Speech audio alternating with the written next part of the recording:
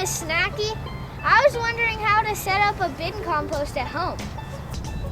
Thanks for asking, Amar. Hello, gardeners. This is Mrs. Snacky from the Sage Garden Project, and today we're going to talk about composting.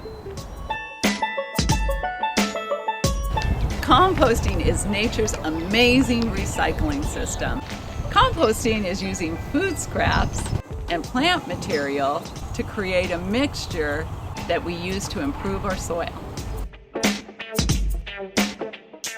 There are many ways to compost. This is bin composting. This is keyhole composting. This is our newest form of composting on the farm. And here is our row compost. And here we have our vermicompost or worm composting.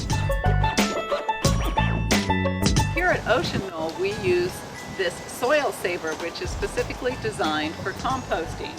It has a locking lid, air vents, and a small door at the bottom for harvesting finished compost.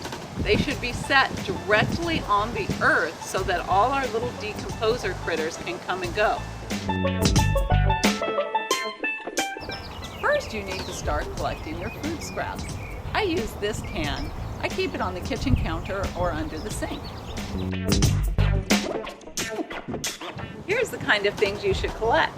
Fruit. You can even use your citrus in the compost bin. Many of you know that we don't use citrus or acidic fruit in our worm composting, but in the bin composting you can. You can use all your vegetable scraps. I have an onion here.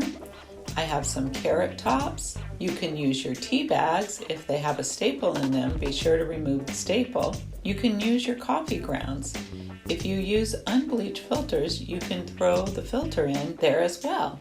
I don't have any crushed eggshells in my compost today, but it's an excellent source of calcium for your compost. Other things you can put in your compost are dead plant material. I have some artichoke leaves here and some dead leaves. You can put paper. I love to shred my paper because it decomposes more quickly. You can use any plain paper, just don't use the glossy stuff. You can put living plant material. Here's a broccoli plant I pulled out of my garden and some sweet peas. And finally, you can use straw. All these materials sort out into two basic groups, greens and browns. Greens include all your food scraps and your living plant material. Your browns are your dead plant material and your shredded paper or dead leaves and straw. First, we put in a layer of browns, then we top that with a layer of greens.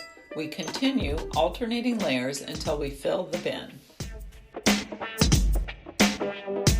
Your compost also needs air. This can occur naturally through the vents in your bin, or you can add air by turning your compost.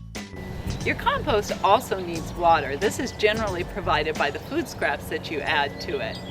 But if you have a long extended dry period, you might want to add some water. You can do it from the hose or with a watering can. Once your bin is full, let it sit for about 2 months if it's hot out, a little bit longer if it's cold. During this time, our food scraps and plant material, with the help of little tiny microorganisms, will start to decompose and turn into our finished compost. So today we learned that there are many composting methods. We learned what we can put in our compost bin, and we learned how to fill our compost bin. Next lesson, we will learn how those layers turn into black gold for our garden. Bye, Miss Snacky. Thanks for all the info. And now I can set up a bin compost with my mom and dad.